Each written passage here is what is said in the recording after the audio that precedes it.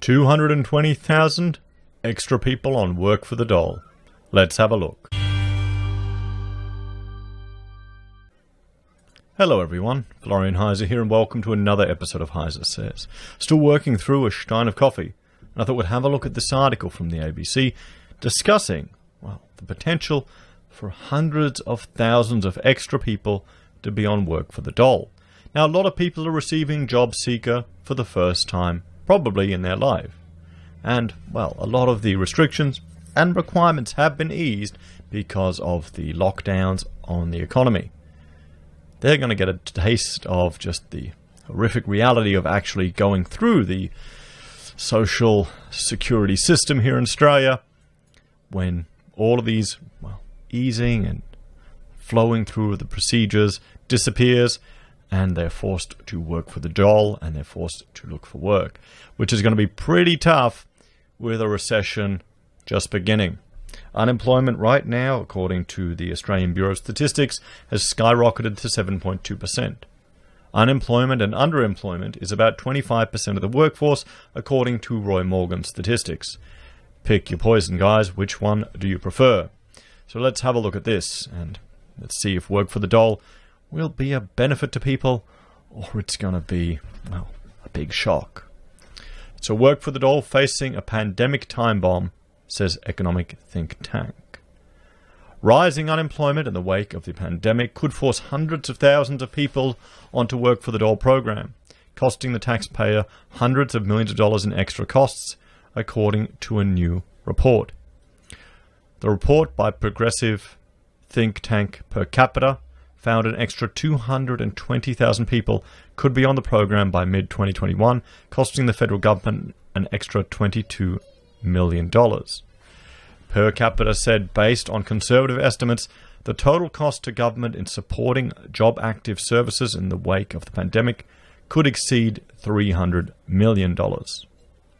Under the Work for the Dole scheme, people aged between 18 to 59 who have received welfare payments for more than 12 months are required to work in job placements for 25 hours per week for at least 6 months of the year.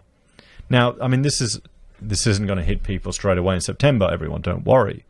Unless you've been unemployed for 6 months and, well, it starts to become a problem. You've been long-term unemployed.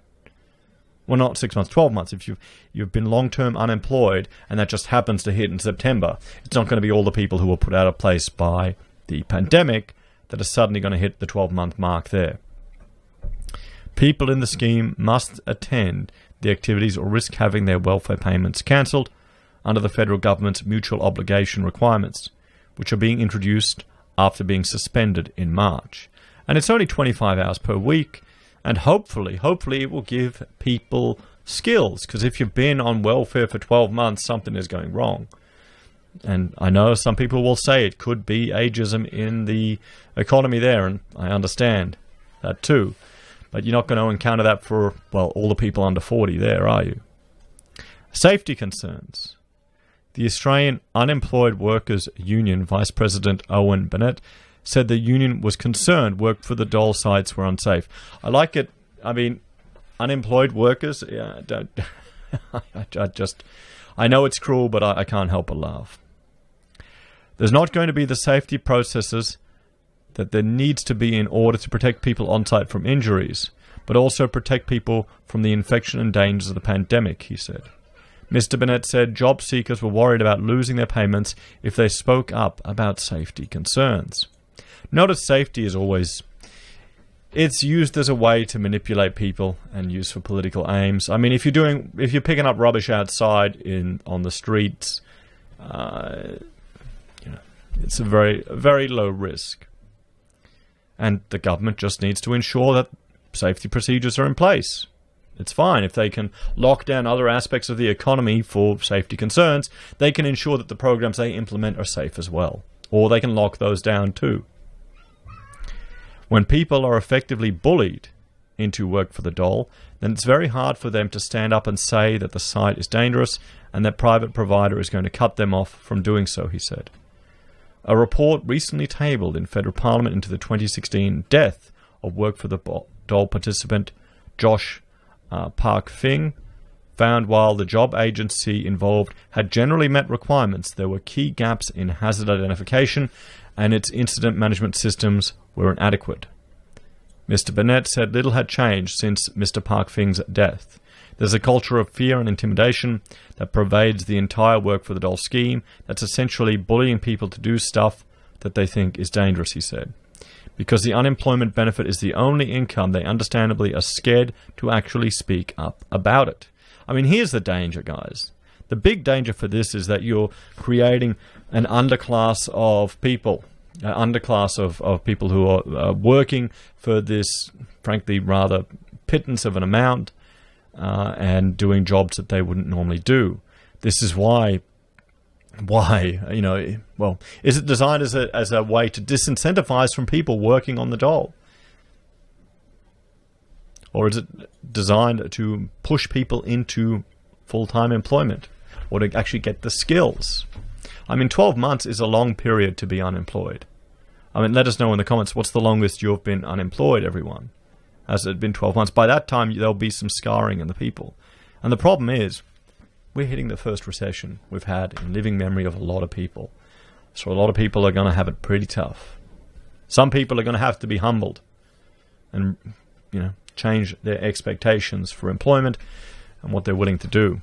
Because bloody hell, I'd rather take a terrible crap job than do this Work for the Dole stuff.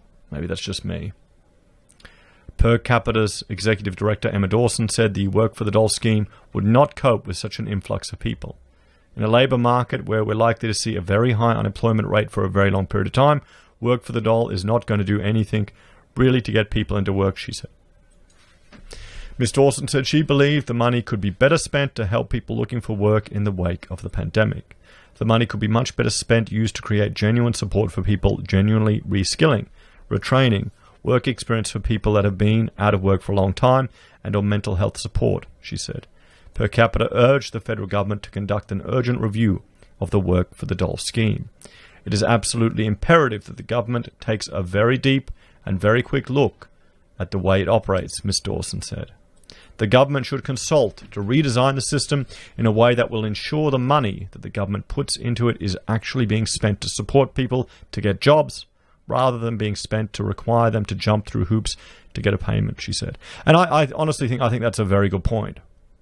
That's what this all this scares me, to be honest, that this is just going to be a program of jumping through the hoops to get your payment, and people are going to come out no better out at the end of it. Can you see that happening? I bloody well can see that happening, to be honest. A spokesman for the federal employment minister, Michelle Cash, said Work for the Dole remains suspended until further notice. When Work for the Dole does resume, job active providers will be required to undertake a risk assessment of both the job seeker as an individual and a risk assessment of any proposed Work for the Dole activity, taking into account the additional safety considerations related to the pandemic, as well as relevant state or territory workplace health and safety provisions, he said. The spokesman said any claims about how many job seekers would use unemployment services would be highly speculative, and that as restrictions ease, many Australians would return to their previous jobs or similar roles. So does that sound like he's hoping for a V-shaped recovery, everyone? Does it sound like he's hoping for a V-shaped recovery? And he's right, arguing that 220,000 people may be on this program is speculative. It is a guess. There are concerns for safety for Work for the Dole, but 220,000 people into the program. Is it just going to be jumping through the hoops? Is it just going to be jumping through the hoops? And the cost of $22 million for 220,000 people. What could that do, rather than this Work for the Dole, to help encourage them to find work? How could you train them or provide skills for them to allow them to step up? It's a problem. It's a tough situation. It really is. It really is. And 12 months is a long time. Guys, it's just going to get worse. It's just going to get worse. As always, thanks for watching. Please like, share, and subscribe to the channel. Let me know your thoughts and opinions in the comments below. If you're a fan of the channel and want to support us, there are a few ways you can. You can join the channel on YouTube or Patreon. You can support us via our affiliate links at Amazon or eBay or Independent Reserve and Kucoin. You can buy our merch from HeiseSays, use Gold Pass from the Perth Mint, or support us via PayPal. Thanks, everyone. I'll see you later.